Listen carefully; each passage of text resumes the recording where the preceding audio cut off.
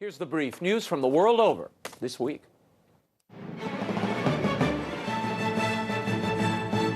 America's presidential candidates took center stage Wednesday at MSNBC's Commander-in-Chief Forum. Hillary Clinton and Donald Trump both aimed at positioning themselves as best prepared to lead the military and warning that their opponent would put the country at risk. Democrat nominee Hillary Clinton told the live audience that steadiness and strength are the two most important qualities for the president and that her own experience has prepared her for the job. What you want in a president, a commander-in-chief, is someone who listens, who evaluates what is being told to him or her, who is able to sort out the very difficult options being presented. You're talking about and then judgment. Makes the decision. Clinton's ongoing email scandal was raised repeatedly. Moderator Matt Lauer and a veteran audience member asked her how she could be trusted, given her use of a private email server as Secretary of State. Clinton insisted again that she did not jeopardize national security. And in an ever-evolving defense, she said she never used unsecure systems to handle classified material designated, quote, with clear headers, end quote. For his part, Donald Trump said that his great judgment and international business experience would help him to lead America. He hit Clinton for voting to go to war in Iraq and suggested that he would have a different set of generals in the fight against ISIS. I think under the leadership of Barack Obama and Hillary Clinton, the generals have been reduced to rubble. They have been reduced to a point where it's embarrassing for our country. And Donald Trump is not missing the opportunity to reach out to Christian voters. He speaks to the Value Voters Summit in D.C., this after being warmly welcomed by an African-American congregation in Detroit on Saturday. His campaign also released a video message aimed at Catholics ahead of Mother Teresa's canonization. Trump offered praise for what he described as St. Teresa's amazing life of charity and holiness. I'm truly happy to see Catholics across the world join together and celebrate Mother Teresa's uniquely humble, generous, and pious life.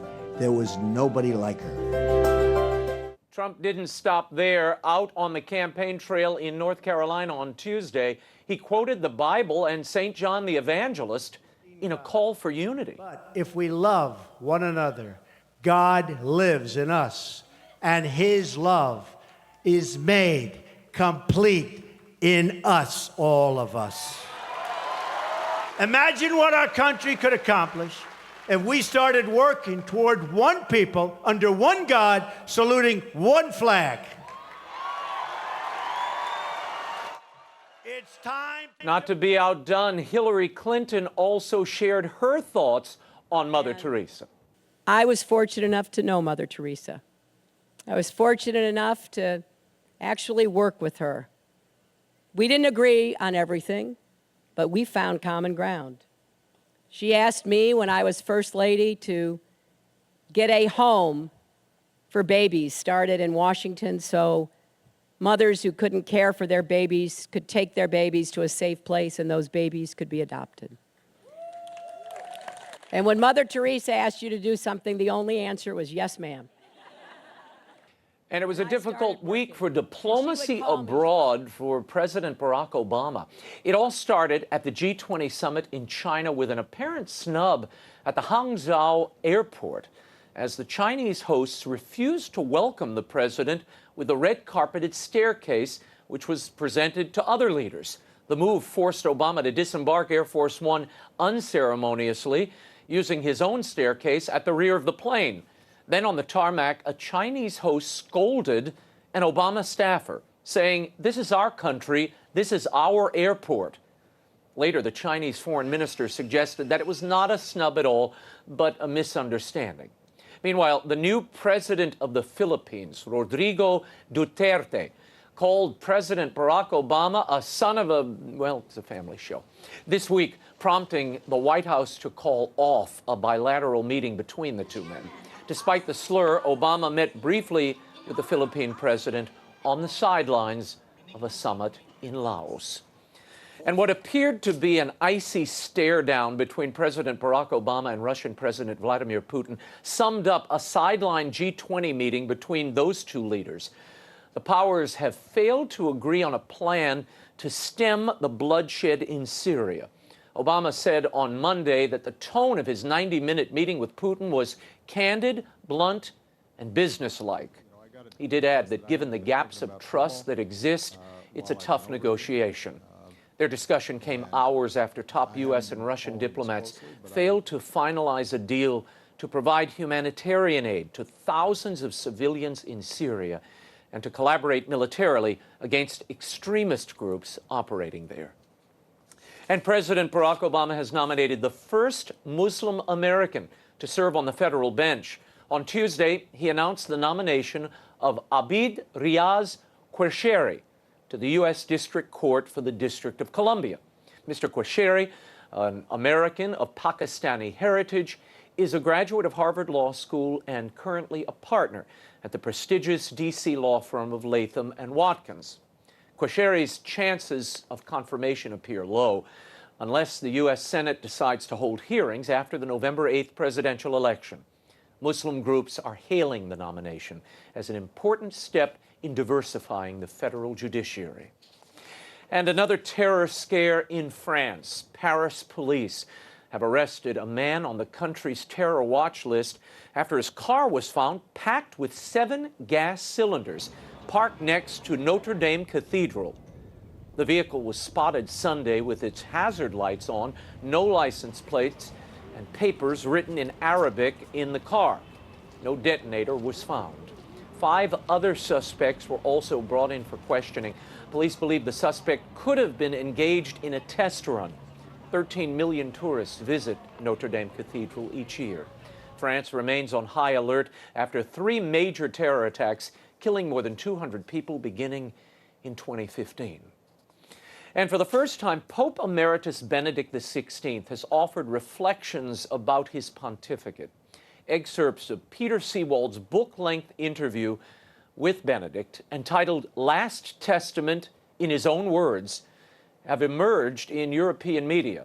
According to an excerpt in a German daily, Benedict discusses delicate matters, including the strengths and weaknesses of his pontificate, the so-called gay lobby, and Pope Francis. He mentions the burdens he felt when he was elected and how he knew precisely the dark side of the church. Benedict said pedophile priests, murky finances, and corruption were the filth which he wanted to eliminate, but they were hard to get rid of. And he wanted to do more, but he was unable to. He says he smashed a homosexual network in the Vatican. In another excerpt, Benedict admits that practical governance was not his strong point, and certainly a weakness. In reality, he said, I am more of a professor, one who reflects and meditates on spiritual questions. Speaking of his successor, Benedict said he was completely surprised and initially unsettled by the election of Cardinal Jorge Bergoglio, but that he was later content and happy after seeing Pope Francis address the crowds from the balcony of St. Peter's. And a conservative Catholic icon passed away this week. Phyllis Schlafly, an early leader of the social conservative movement, died Tuesday at her home in St. Louis, Missouri. She was 92. Perhaps best known for her leadership against the Equal Rights Amendment in the 1970s, Schlafly first rose to prominence with her self-published bestseller, A Choice, Not an Echo. It became a manifesto for the conservative movement and is credited for helping Barry Goldwater secure the 1964 GOP nomination. In 1972, she founded the Eagle Forum, a national pro-family organization, and she would go on to become an influential pro-life and pro-family advocate. She recently endorsed Donald Trump, causing a split in her organization. Her latest book, The Conservative Case for Trump, was released on Tuesday, just a day after her death. May Phyllis Schlafly rest in peace. And images posted on Russian social media this week show a scene of almost biblical proportions. A river turned inexplicably blood red, according to a report by ABC. A river near the Arctic city of Norilsk turned a vivid shade of crimson. Frogs did not follow. So far, Russian authorities have declined to give a reason for the river's uncharacteristic appearance. However, locals have linked it to a large metal smelting factory upstream. Norilsk is known as one of the most polluted cities on Earth. It all sounds like something from my upcoming Will Wilder book. And speaking of that, the Will Wilder, The Relic of Perilous Falls and Mother Angelica audiobook giveaway continues. All you have to do to qualify is email, tweet, or Facebook me a photo of you, your family, or friends reading one of the books. You can also send me a video telling me what you think of them. I'll select winners in a few weeks and send you autographed audiobooks. The details are at RaymondArroyo.com. Also, a quick reminder, I'll be at the EWTN Family Celebration on September 18th in Birmingham, and then the National Book Festival here in D.C. on September 24th. And then we're doing a very special live conversation with best-selling children's author of Wonder, R.J. Palacio, at the Sheen Center in New York on October 2nd. For tickets and more, you can visit the website. Details are at the bottom of my homepage.